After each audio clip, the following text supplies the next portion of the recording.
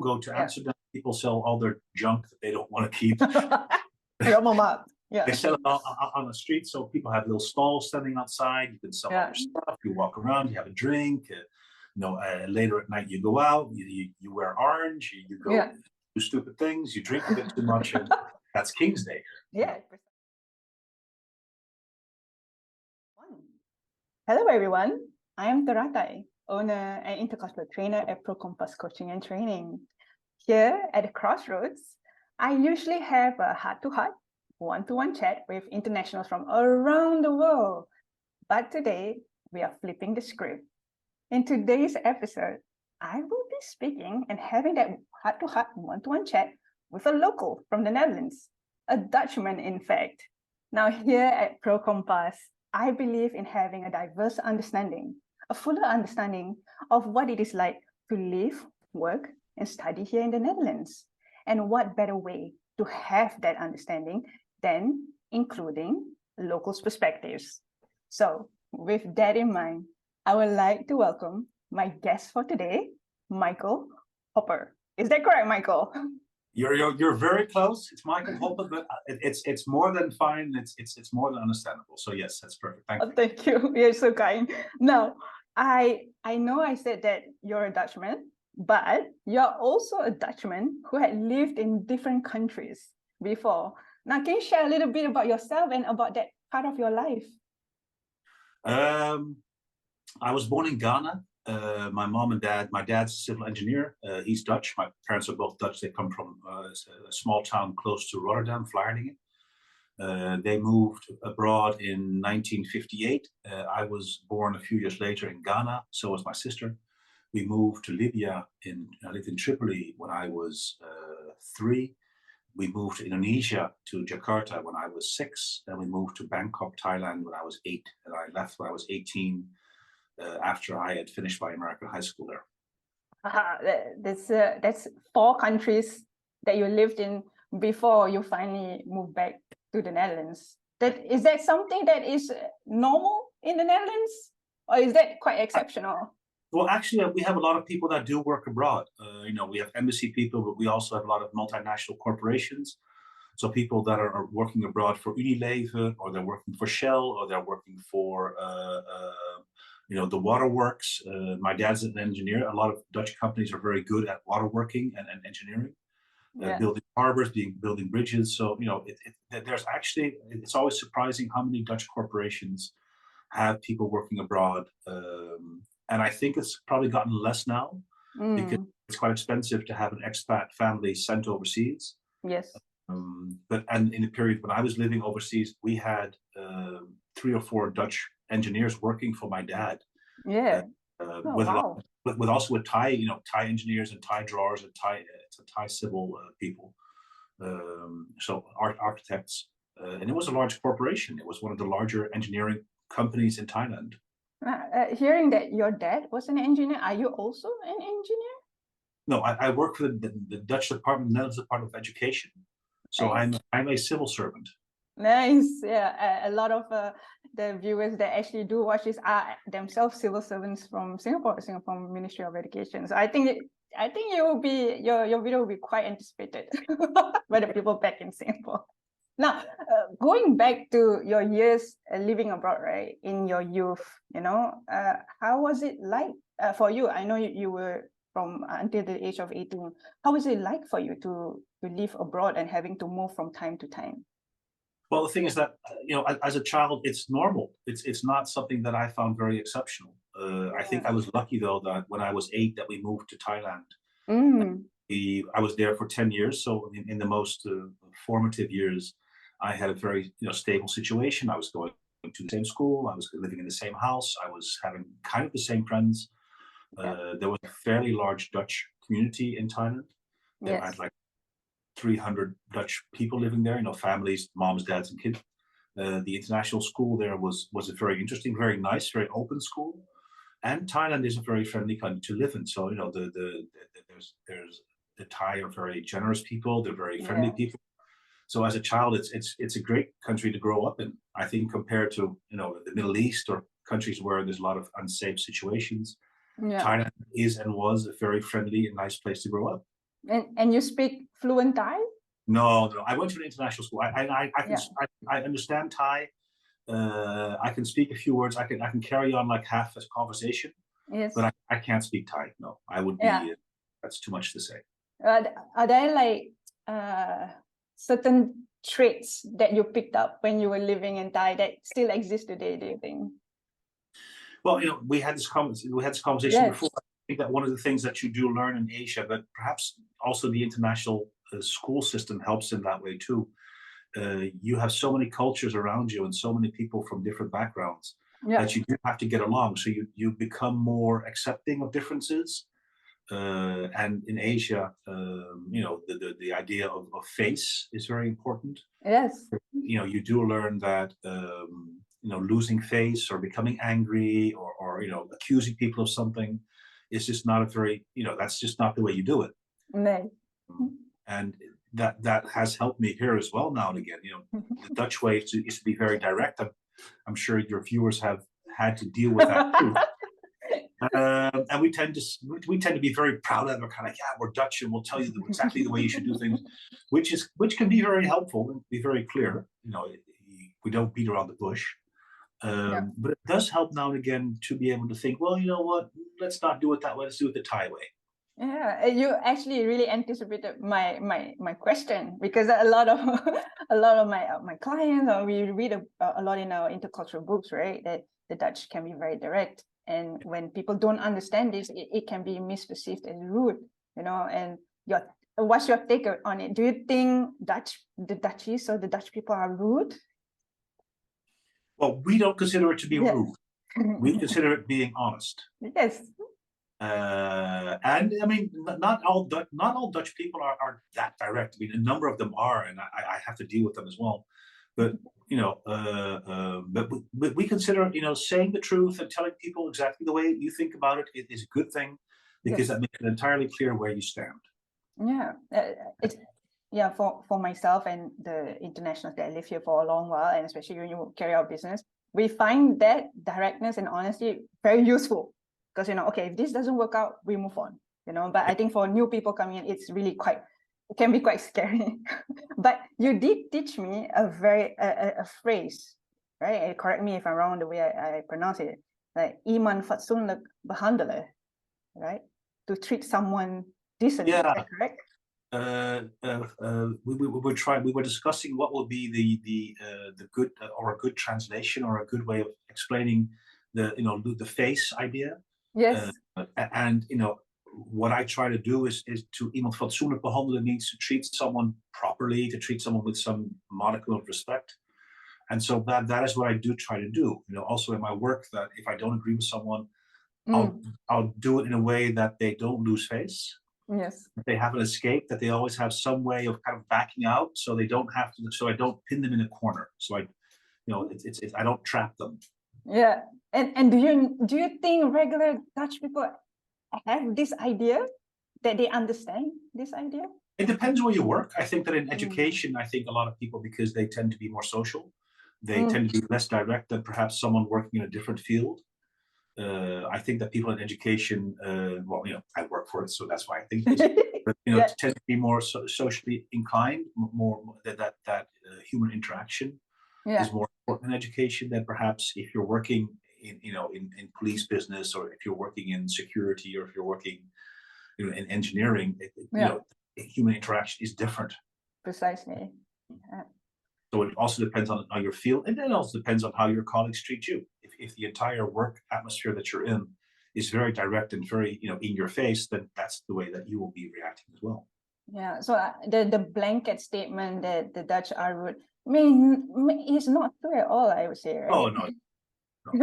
Nobody likes to think especially in I work for the Dutch department, so it's a national government department. People there are all very highly educated. They all have a certain way of looking at things. So if I would react the same way that I sometimes react on the street, or someone that I meet, the directness, that would not be accepted there. Yeah, precisely. Circumstances matter, right? Absolutely. Now, I want to go back to your years living abroad. It does really sound that your years living abroad has impacted the way you live and work, you do sound like somebody with a global mindset. That's what we call it in our field. Now, were there any particular memory that jump out at you when living abroad, be it good or bad? Yeah.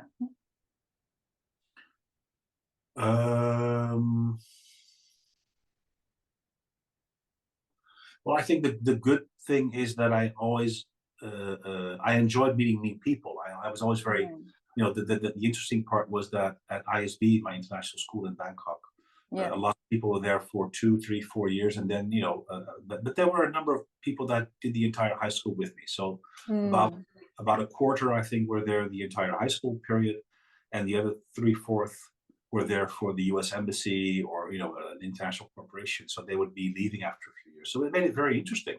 So that was always very nice. And I must say, I enjoyed the American school system in that you went out together, you went to school together. The different levels here in the Netherlands. So you have the 3 education streams. So VWO, HAVO, and MAVO. You know, in international school, you're all together. You may have different levels of education within the school, or different classes that you're following, but you're all going to the same dances, and you're all in the same sports teams, and you're all watching the same movies, and you're all, you know, so, and you know, and that made it very enjoyable for me. I think perhaps the negative side is because I was living in Thailand and my Thai was okay, but I was always the farang. I was always the foreigner. What is the Thai word again? The Thai word is farang. Farang, yes. Yeah. And you know, and even living there and even speaking Thai, I was still always the farang. You know, I was always the one. I was always the one that didn't really belong. Yeah, that must have been quite difficult, I would say. Well, but then again, we went there, we lived there, we moved there with the idea that we would be there, like in Indonesia or in Libya, for 2 or 3 years, and then we would move on. Yes. So my parents always told us, well, you know, yeah, we're here for a period of a few years. We're not immigrating. We're moving back to the Netherlands, you know, probably in a few years' time. So, you know, you were here as an expat. Yes. You're not here because, you know, you're not here to live here. You're not going to stay here after we're done or after you finish high school. Then, you know, you can't stay here because, and at that time, now it's different, but at that time, there was no English language or university also in Thailand. So there was no choice but to leave. So my sister, I have an older sister, went back to the Netherlands 3 years before me. Yeah, she was 3 years older than I am. And so, you know, it was never a choice of staying there. It was always clear that we would be going back. Yes. Yeah. And how was it like moving back to the Netherlands after being away 18 years and then back to the Netherlands? Well, it was double. I know at home we spoke Dutch. So, you know, I did have, my mom and dad were always quite active in trying to help us speak Dutch, and we would have Dutch newspapers, and we would listen to Dutch radio. And so we did have like Dutch things. The Dutch embassy is very important. So we had Dutch celebrations. We went to Sinterklaas at the embassy, and we had, you know, the 3 October, the herring and white bread festival. We had the King's Day, Koninginnedag at that time. So, you know, the Dutch embassy was a very central part in the life there of the Dutch community.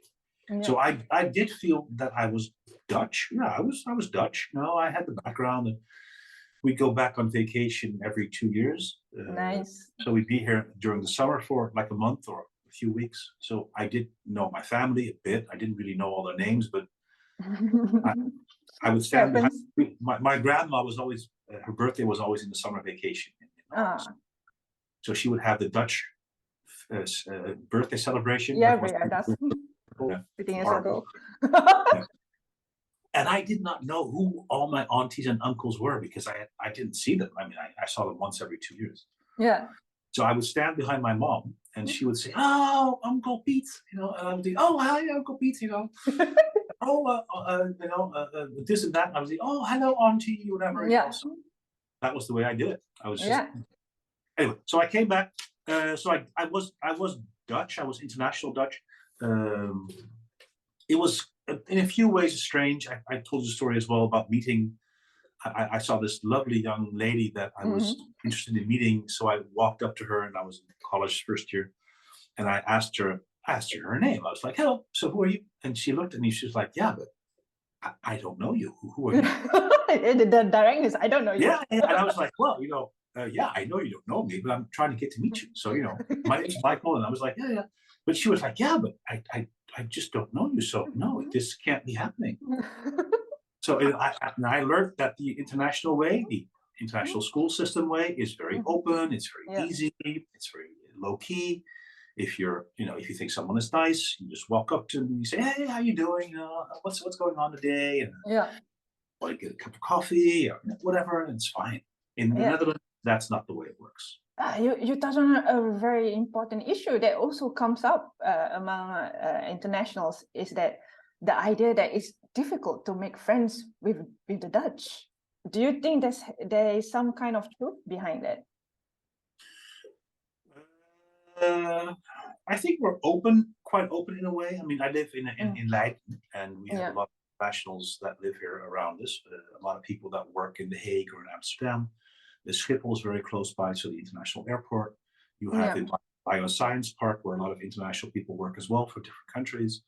In the neighborhood I live in, we have Irish, Canadian, Iranian. We have people from all walks of life that live here. Yeah. I think that what I see is that if your children are going to a Dutch school, that is the easiest way of making friends amongst integrating. Yeah. If your children are going to an international school, and then your life tends to center around the international crowd, then it's a lot harder to become friends with the Dutch. Yeah, that's a really good tip there. Yeah, right. I think that the Dutch school system, it's a good system, but your kids will be taught in Dutch, of course. That really helps in making friends in the Netherlands. Yeah, speaking the language opens up doors. Helps a lot, and your kids will become friends with other kids, so that in that way you meet parents and you figure out what they're doing, and also become a member of a club here. Go swimming with them, become a member of a badminton club, or go ping ponging, or go whatever. And also important, that's also the same in every country, trying to learn Dutch. Yeah, it is like clockwork. Almost every Dutch person I know belongs to a club, or an association or a sports association. This is something pretty Dutch, right? Yeah. We love verenigingen. We love associations. So if you're playing a sport, if you're doing billiards, if you're collecting something, if you're driving a certain kind of old car, there's a society for everything. I mean, there's a society for antique clocks. There's a society for old watches. There's a society for everything. Yeah, that's a really good way to make friends with the Dutch, is be part of a club somewhere. Yeah. Now, when this episode drops, it's likely going to be around the time of King's Day, an important cultural celebration, right? And then you live in Thailand, and then of course you're now in the Netherlands. Are there differences in how it's being celebrated? Well, the king in Thailand has a completely different connotation than the royal family in the Netherlands. I mean, that's a completely different way of looking at royalty. Yeah. People that know Thailand a bit know that the king there is not a god anymore. Yeah. He's a constitutional monarch, but the position and the power of the king in Thailand is something completely different than in Europe. Here, the royal family is respected, but is not revered. We don't mind joking about him. Yeah, very wholesome. It's very they can walk around. They're not like the English royal family that everything they do is recorded. Everything they do is talked about endlessly. We don't really have the scandals, thankfully, that the English royal family has or has had. Yeah. So the Dutch royal family is a lot more low key. Yeah. And if we had the prince of the now the king Willem-Alexander started in the same year that I did when I went to college here. And he could walk around town. He was walking around Leiden. He had a bodyguard with him, kind of. That was one person walking with him. Yeah. But that's it. He could walk around. He could have a drink. He could, do things. He crashed his car, a few hundred yards away from the house. But so when you celebrate King's Day or Queen's Day when you were in Thailand, in Thailand does everybody wear orange just like it is in the Netherlands? How is it like? Thailand. Well, the king actually has his own color. The Rama 9, so Yeah. it was actually pink. That was the day of the color of the day he was born. Yeah. So people would wear pink, kind of. Yeah. In Bangkok, it was, of course, it was a holiday, public holiday. Yeah. I think that the Dutch tend to celebrate it a little more outdoors. Yeah. And we tend to The celebrate Dutch in Thailand or the Dutch in no. Well, the good thing is that the old king in Thailand, Rama 9, was born on December 5th. Ah. Sinterklaas. Yes. So we had the day off in Bangkok as the Dutch. Yes. We could celebrate Sinterklaas at the embassy on the king's birthday. So that coincidental. was a perfect combination. Oh, that's interesting. How did you celebrate it? Sinterklaas on December 5th at the embassy. Well, you had a real one, not a real one, but we had at the Oriental Hotel at the river in Bangkok. He would arrive on a little steamship with Zwarte Pieten, with the Black Peters. Oh, interesting. And all the Dutch families would be there, especially families with small kids. So you'd have 60, 70, 80 kids there, and parents. So that'd be like 150, 200 people. Yeah. And everyone would move back to the embassy. So get in their cars and drive back to the embassy. Yeah. And the Thai police would have a white horse ready for Sinterklaas. Oh, how nice! And he would be walking in on his white horse. And all the Dutch kids, me as well. I would be like, yeah, wow, he's here. Wow, he really is here. Yeah. He came all the way to Thailand. Yeah, well, and the weird thing is that I was 8, so I didn't really believe that time anymore. But the small kids were like, yeah, well, that's just the way it is. He can be in Thailand and in Holland at the same time. Yeah. So does the Dutch community in Thailand also celebrate like 27 April or 28 April? Yeah. Oh, yeah, absolutely. Yeah. No. Yeah.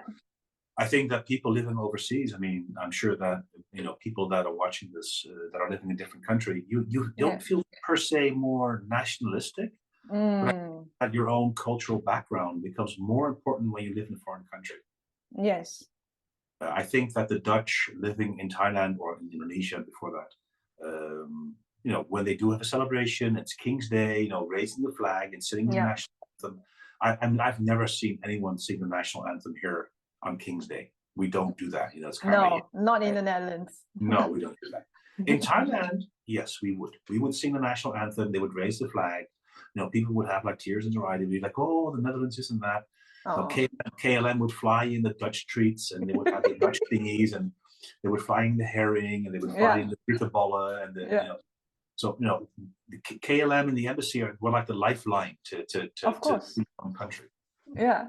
And when you came back, when you're 18 and you celebrated the 27 April, 28 April here, were you surprised? Well, here it's more a big party. People go to Amsterdam, people sell all their junk that they don't want to keep.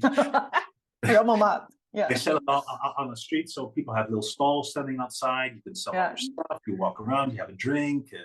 Later at night you go out. You wear orange. You go do stupid things. You drink a bit too much, and that's King's Day. Yeah, precisely. Yeah, it sounds like a good time anywhere around the world. Like I think there's like a similar thread. Like the Dutch loves a good time. Yeah. So. Nice.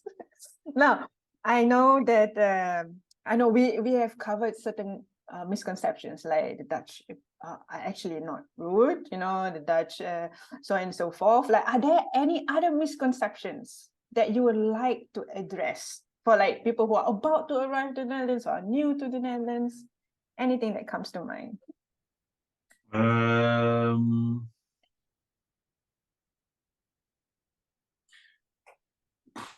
Conception about the Netherlands. Yeah, like very simple. Like Holland is not the Netherlands.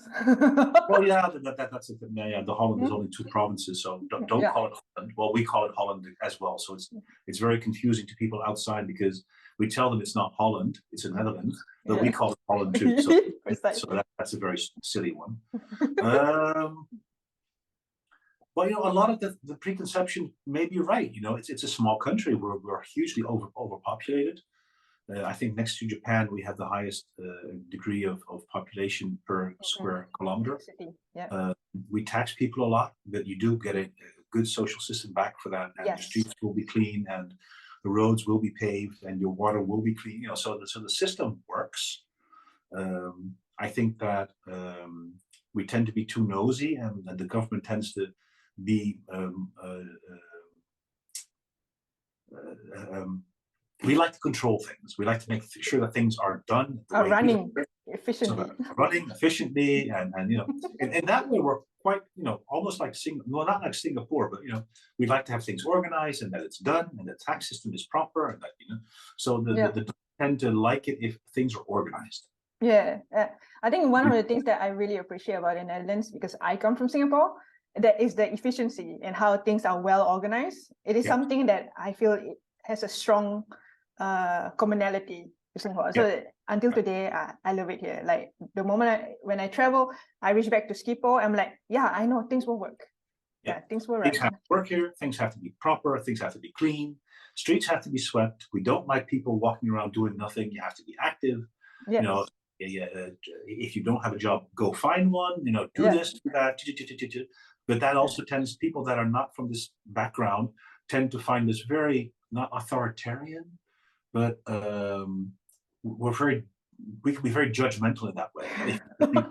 If you throw out your trash on the street, you know, we will tell you, pick up your trash, you know, come on. Don't be asocial. Don't be asocial, you know. So that's not a preconception. That is the way that we do like to have things done. There is this phrase called "do normal."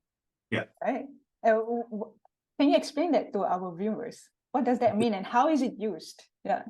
It's actually doe normaal, dat doe je al gek genoeg. Yeah. Oftewel, just act normal. That's crazy enough. Yes. So you know, just don't make a scene. Don't act too stupid. Don't, you know, you're crazy enough as it is. You don't have to make it worse. Yeah. Well, when people are making a scene, or when people are you're kind of like, doe normaal, je doet toch gek genoeg. You just you know, don't be so stupid. Yeah. Now, you know, would that be one of your top advice for internationals that are about to come in here into the Netherlands?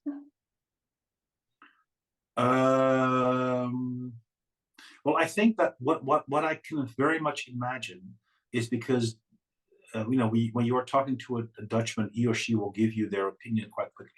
Yes. We tend to be not per se right in your face, but we won't be rude about it. We'll tell you what we think about things, and that tends to be quite overpowering when you come from a background where it's not normal to speak your mind quite quickly. And you know, I can imagine that when I came from Asia to the Netherlands, I had to kind of get used to that as well. I was like, oh wow, you know, okay, you know, it's nice to know this, but I don't really need to know exactly what you're thinking about this, you know. Yeah. You know, so you know, and beating around the bush then, or not giving an answer, will make the Dutch think that, you know, you're not entirely being open, or you're not being honest or something. So it's not a bad thing to just kind of, you know, and that makes it nice. You can kind of say what you want to say. Yeah. And we won't mind. Yeah. I think I like it's something that I had to get used to. I remember because I donate blood regularly here, and the first time I went to donate blood here at UMC in Leiden, and the person who was taking my blood was looking at me and just was holding my hand, and he said, "Oh, your hand is cold," and then he went on doing his work, and I was like, "Oh, okay. What do I do with this information?" But that's really the unfiltered thinking is part of a regular Dutch person, and it's not meant to be taken seriously. It's just their way of speaking, right? Their way of thinking, right? Yeah. So preconceptions. I mean, we don't all wear clogs. We don't, you know, we don't live in windmills. The country is flat, but you know, we do have actually. We have hills. We have a few hills now and again in the south, We don't all stick our fingers in dikes. No. We don't all like wearing, the Dutch traditional outfits. Yeah. We don't always eat potatoes, and actually Thailand, the Netherlands has a lot of Asian influences because Indonesia used to be a Dutch colony. Yes. Surprisingly, when I came here, especially in the larger cities, at that time in the late 80s, there were a lot of Asian supermarkets. There were a lot of Asian restaurants. So, as an Asian living here, it's amazing how widespread and how available the Asian products are. Yeah. Also, supermarkets, the Albert Heijn or the Jumbo has a wide variety. So, the Dutch culinary tradition is not very good. The basic food is not very interesting. But the fact that it's true. It's basically just meat, potatoes, and vegetables. Okay. But the amount and the different types of food, and the Dutch are very internationally oriented. We love to travel. Everywhere I go, there's always going to be another Dutch tourist somewhere. Yeah. If you're driving through Europe, there's always going to be a Dutch license plate ahead of you or behind you on the Italian or the Spanish or the Swedish highways. Precisely. And as a Dutchman, are you also one of your countrymen who eat sandwiches every day during lunch? Yes, I must admit. Yes. We like bread. Yeah, a lot of bread. We eat a lot of bread. Yes. Yeah, I've come to appreciate bread, and there's a lot coming from an Asian person. After 6 years, I admit that now I have a bread maker. Now make my own bread, but it was difficult at first. Yeah, and I must say that if I in the weekends I'll make something Asian for lunch usually, some noodles or something. But during the week it's bread. It's fast, it's quick, it's easy. You just put some cheese on it, put some peanut butter on it, and it's fine. You're done. It's good. So yes. No, I know that I can talk to you no end because you're really fun to talk to, and I think in just this short period of time we have uncovered defy certain stereotypes or misconceptions. But now I will have to ask you, to come to an end. Like, would you like to send a message for your friends and families from around the world, if you have them? Or would you like to have a nice message to people who are about the internationals who are new to the Netherlands or about to come to the Netherlands? Yeah, it's your choice. Yeah, or you can do both if you like. Okay. Well, that's it. No, I mean, what I still enjoy a lot, and my message would be to my old schoolmates from my international school background. Yes. And I know that quite a few of them are on Facebook. It's a wonderful way of keeping in contact. Yes. And it's always very nice to see what people are doing and where they're living. And I think that in every country in the world, I could probably find someone that went to my school before and that is active or at least available through Facebook or through LinkedIn. Yeah. So to them, come on over, come see where I live now, and have a drink with me. To people coming into the Netherlands from other countries, it's. I think that within Europe, it may not be the easiest country to integrate or to start living, but I think that because a lot of Dutch people do speak English, that a lot of Dutch people are reasonably interested in other people, that they are open to different cultures. Dutch TV does not dub, for example, English language programs. So everything you see in the Netherlands, like on in TV, English, are in English, or in French or in German, the original language. And I think, but that goes for every country. As long as you're interested in the culture in the Netherlands here, as long as you're trying to meet people, join a club, send your kids to a Dutch school, that it's not that hard. It's not that hard making Dutch friends. Yeah, and with that, thank you so much, Michael. You've been so great. And for the rest of our viewers, thank you for coming in. And I hope you had a great time, as much as me, listening to Michael today. And thank you, and see you next time. All right. Michael. Bye-bye. Take care. Thank you.